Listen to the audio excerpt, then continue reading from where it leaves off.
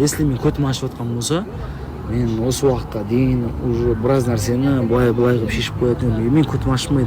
Менің жүрегім ауырады тек балама ғана болды. Потому что мен ол баланы қатты күттім, қатты армандаған баланың бірімін. Білетін адамдар біледі, түсінетін адамдар түсінеді. Бірақ сол нәрсеге мен недостойно қалған адамдар өздері бар. Так что ары қарай өзінің өмірін сүреді. Ол кеше осы уақытта салып жатқан шығар, маған тиктоктан, инстаграмнан и так жіберіп жатыр ғой, бәрі мен ол нәрсені бәрін түсініп отырмын. Қызғанышпен де басқа мен айтып жатқан дүние емес. Ол салмай тұрып та и так уже кездесіп жатқан адам ғой, кездесіп, сонымен бірге ұйықтап, сонымен бірге жатып тұрып жатқан адам болғаннан кейін оны бір андай қылып қабылдаудың қажеті жоқ. Иә, ол жаңағы может инстаграмда бір хайп қылып салған шығар енді. Жаңағы түрін көрсетпей, жасап хайп қылып жатыр ғой енді, бірақ кейіннен бір түрін ашатын шығар. Ашады ғой түрін. Сәл-сәл анау статистикасын көтеріп алғаннан кейін басқа ашып алады ғой. Но бірақ менің мүлдем қатысым жоқ. Ол жігітке де исламның өзі ғой деген адамдарға да мен жауап беремін. Менің мүлдем қатысым жоқ. Мен ол жігітті танымаймын да, басқа қылмаймын. Мен бір-ақ нәрсе айтамын, тағы да айтайын. Шынарға осыны запись жасап алыңдар. Иә? Запись жасап алыңдар қазір, иә? Жасап жатсыңдар. Шынарға мен тек бақыт тілеймін. Менімен өткен өмірі ешқашан, менімен көрген қызықшылығы, менімен өткен қиыншылығы оның өмірінде ешқашан болмасын. Алдағы өмірінде тек қызықшылық болсын. Менімен өткен өмірін оған ешқашан кінәлемеймін. Осы ғана мен айтарым. Аман болыңыздар. Дұрыс түсініңіздер. Менің жүрегімді ауыртатын тек ол ғана болды. Оның кіммен кездесіп жүру, ол менімен ажырасып кеткеннен кейін ақ ол нәрселерді мен түсінгенмін. Сен барлығы түсінген. Менің барлығы ішімде, ер азамат болғаннан ішімде қалған. Қатынды жамандап тастап, көрпемнің астындағы нәрселерді ашып тастауға менің де қолымнан келеді, бірақ айтайын не так. Олай емес. Осы нәрсені жақсылап түсініңіздер. Жақсылап түсініңіздер. Әркім өзінің өмірін сүріп отыр. Кім қалай дұрыс деген өмірін сүріп отыр, солай жасап отыр. Енді қараңыздар, ақыл айтатын адамдарға да айтайын, өмірлерін дұрыстап алыңдар.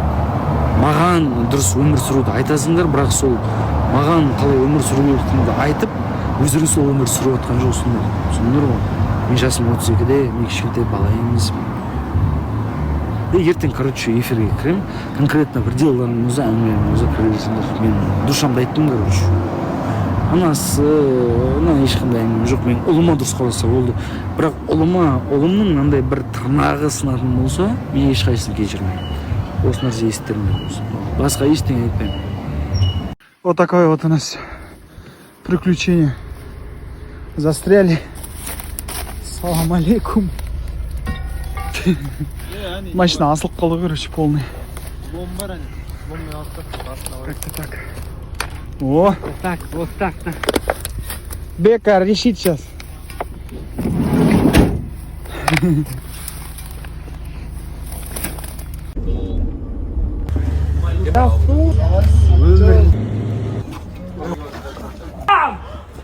Сәл шаршаңқырап, күнде мындай қатты әсерін беріп, энергияны алып қойып жатыр. Сіздің энергияңызды көтеру керек па? Мен энергияма жаңа өмір сыйлашы. 1,5 минуттан дайын болады.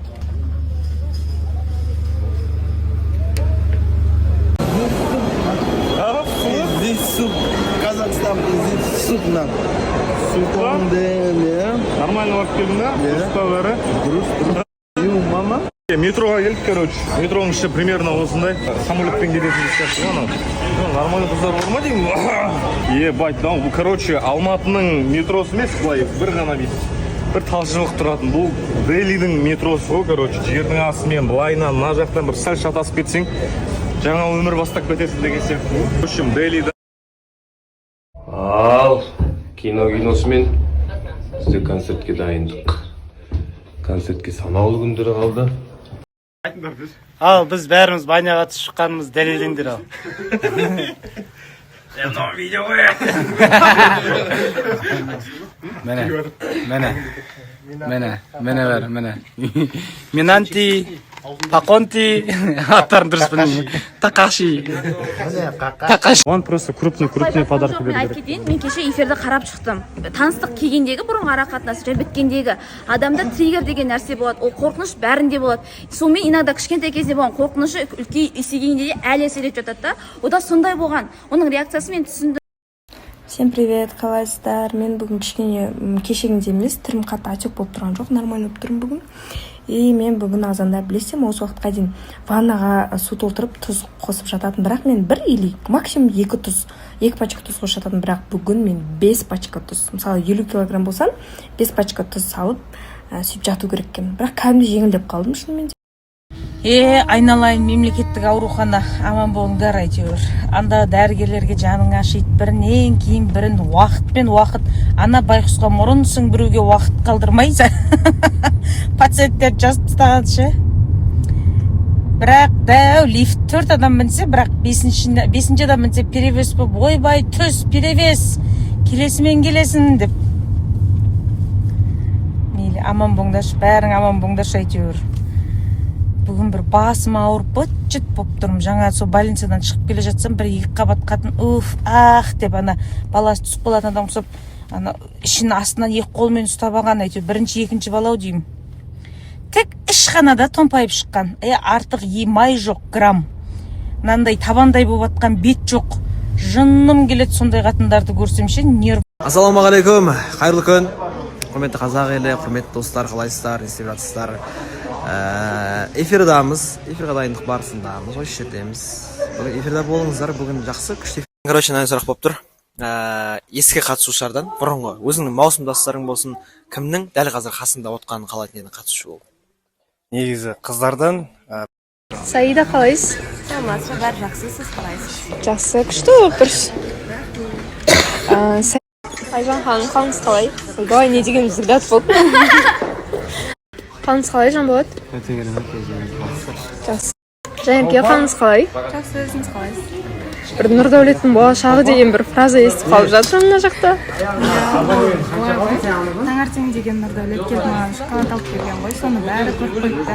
Содан кейін бәрі қосып жатыр.